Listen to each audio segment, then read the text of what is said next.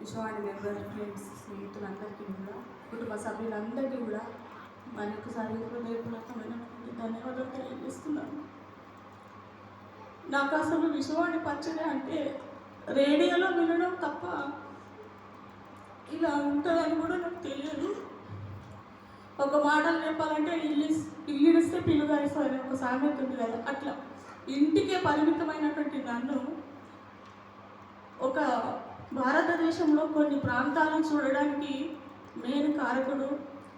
మరి నేను హాస్పిటల్లో పనిచేసినప్పుడు చంద్రకాంత్ ద్వారా టైటస్ అన్న అక్కడ ప్రతి నెల వచ్చి ప్రతి విషయం కూడా అక్కతో షేర్ చేసుకుని మళ్ళీ ఇలా ఉంటుంది అక్క, మరి మీ సిస్టర్స్కి అందరికీ కూడా గ్యాదర్ చేయండి అని తనతో చెప్పినప్పుడు నేను ఇంట్లో విసిగిపోయి ఉన్నప్పుడు అక్క ద్వారా టైటస్ అన్న పరిచయం అయింది. తన ద్వారా నేను పెద్ద పెద్ద దైవజనులను చూడగలిగాను, నలుమూలలు తిరిగి ప్రతిదీ కూడా చూడగలిగాను.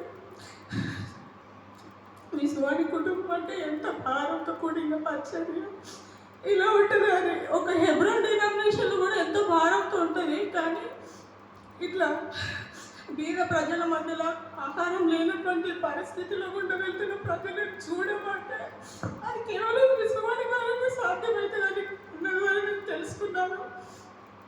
నేను కూడా ఆర్థికంగా చాలా జాబ్ చేస్తున్నాను, కానీ మా హస్బెండ్ కొన్ని వ్యసనాలకు గురయ్యి చాలా నాకు నష్టం చేసినప్పుడు అన్న కలెక్షన్కి వచ్చినప్పుడు అక్కడ నేను ఏడ్చుకుంటే అన్నగిట్లా ఏసుకుంటూ వచ్చే ప్రార్థన చేయండి, భార్యలో ప్రార్థన చేయడానికి ఏం కాదంటే వేడి మనకు దేవుడు కూడా పరిష్కారం చేస్తాడు.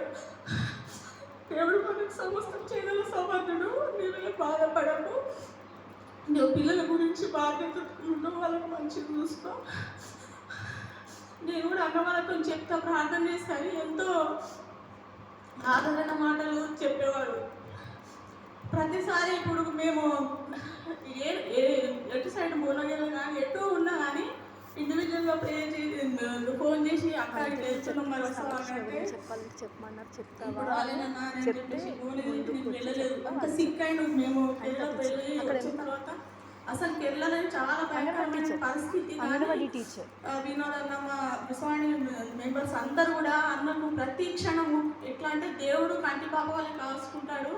అదేవిధంగా వీడు కూడా వెన్నంటి ఉండి ప్రతి సమయంలో కూడా తీసుకొని ఇక్కడ మేము వస్తాము అన్నను క్షేమంగా తీసుకొని వస్తామా లేదన్నటువంటి పరిస్థితుల్లో కూడా మరి దేవుడు ఇక్కడ క్షేమంగా నడిపించిండు. అందరి మధ్య మళ్ళీ మంచిగా కోరుకుంటే చేసినాక కూడా దేవుని పిలుపు లోబడి అన్న మనందరికీ విడిచిపెట్టి వెళ్ళిపోయినాడు. కాబట్టి అక్క కుటుంబ ఆదరణ గురించి మనం అందరం కూడా బాధతో ప్రార్థన చేయాలి, మనకు తగినంత సహాయం చేయాలని అందరూ కూడా మనస్ఫూర్తిగా కోరుకుంటున్నాను. నా గురించి మా కుటుంబ సభ్యుల గురించి తెలియజేయండి.